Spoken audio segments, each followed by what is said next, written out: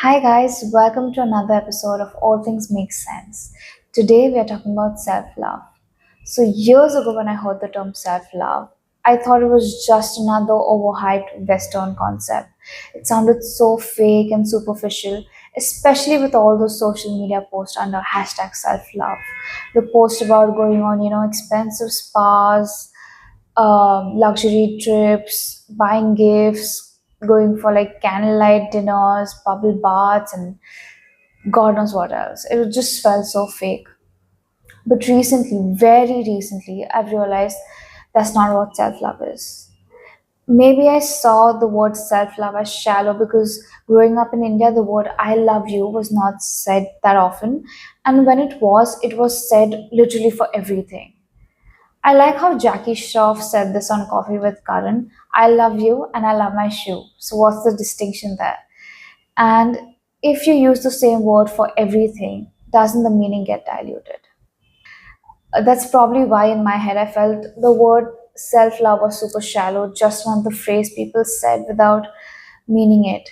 But it's actually much recently that I've realized what self-love actually is. So, what does self love actually mean? Self love isn't about expensive massages or fancy vacations, it's just about showing up for yourself.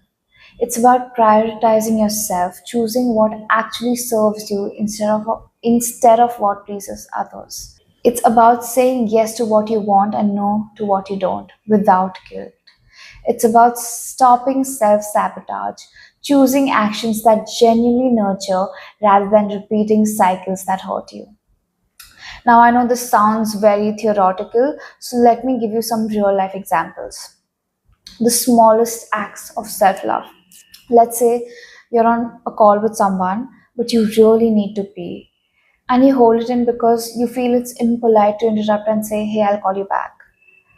Or you're out somewhere traveling and you feel hungry, but instead of stopping over at a joint to eat, you tell yourself it's okay, I'll eat later when I get home. Now, flip the situation. If a friend were in your place, what would you do? You tell them, go pee, call me back. You'd say, let's just stop and eat somewhere before we keep going. But when it comes to yourself, you don't extend the same care. And this isn't about physical need, it's about emotional needs too.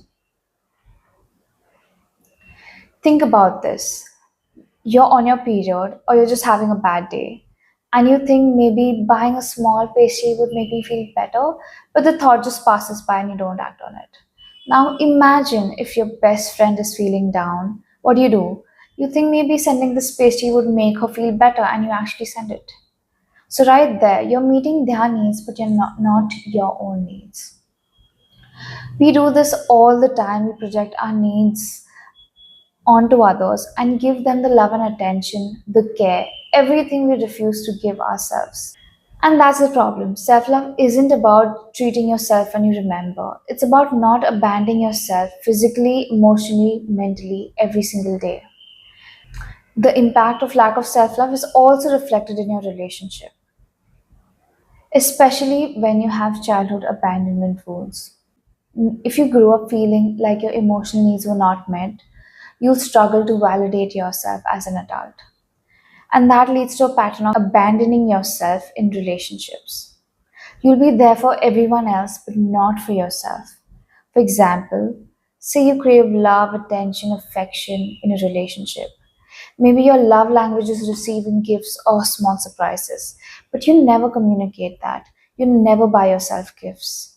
Instead, you start showering your partner with love, attention, gifts, everything that you hope that they do for you. And when they don't, resentment starts to build.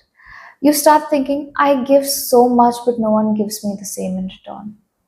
You start feeling unappreciated, unloved, invisible. But the truth is that you never set the standard. You never asked. You never even did it for yourself. And this resentment, it kills relationships. This is why self-love is not selfish. It's a necessity because you are the only person who you will spend your entire life with. You're born alone, you'll die alone. Unless, well, when you're born with a twin. but you're still going to die alone. So if you keep waiting for someone else to love you the way you want, you'll always feel like something is missing. So, next question, how do we start practicing self love? Because thinking about yourself in small, everyday things doesn't come naturally if you've never done it before. So, the easiest way, treat yourself as an external person. I know this sounds weird, but hear me out. The next time you're feeling low, don't think, what do I need? Instead, imagine yourself as a separated person. Just project yourself out and make that person your friend.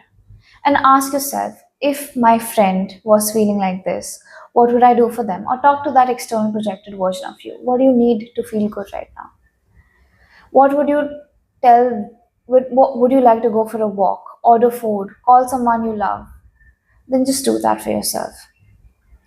This simple shift changes everything because when you separate yourself from yourself, it's easier to be kinder, more compassionate, and more intentional about meeting your own needs. So, yes, self love isn't some Western washed up Instagram trend. It's not about spa days or self care routines. It's about one thing, and that is about showing up for yourself, prioritizing yourself, and not abandoning yourself. And that's something everyone, wherever they are from, needs to learn. So, tell me, what's the small thing you will start doing for yourself today? Thank you.